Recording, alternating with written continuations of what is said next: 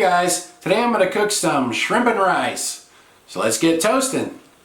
I'm using Jasmine rice for this because it seems to soften up better in the toaster oven than other types of rice I've used. So this is a 10-inch cast iron skillet, lightly oiled. I'm adding 1 cup of rice and then 2 cups of water.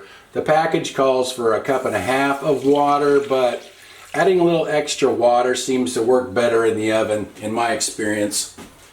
I've also got some frozen raw shrimp here. These are pretty big ones. These are 16 to 20 shrimp per pound, so they're pretty good size ones. And I pulled about 12 of them out of the bag and ran some warm water over them to thaw them out. And they've been sitting here for probably half hour or so. So they're pretty well thawed.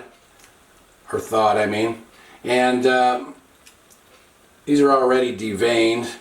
So they're pretty clean, so I'm just going to throw those in there.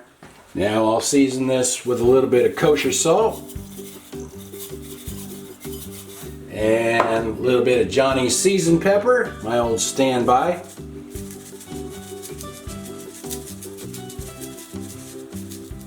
And a little bit of cayenne pepper. I'll give it a little bit of heat and a little bit of color as well.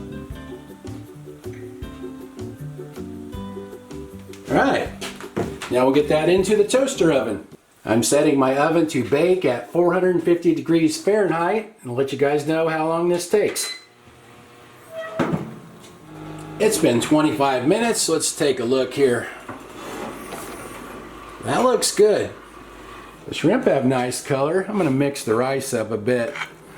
Rice looks good, looks nice and fluffy when you start mixing it around, looks real good. I have a bag of diced frozen avocados here that I kind of forgot about. Been in the freezer for a while, so I think I'll throw a little bit of that in there as well. Kind of mix it in. I think the warm rice will thaw it out. The shrimp turned out real pretty looking. Anyway, let's try a bite of this. A little avocado there, a little shrimp, a little rice. Here we go.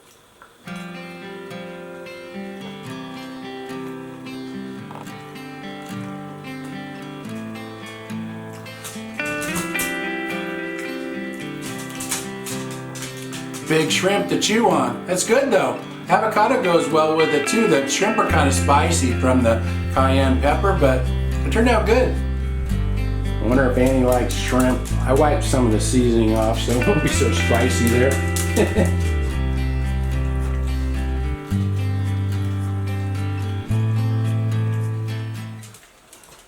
Yep, I guess she did.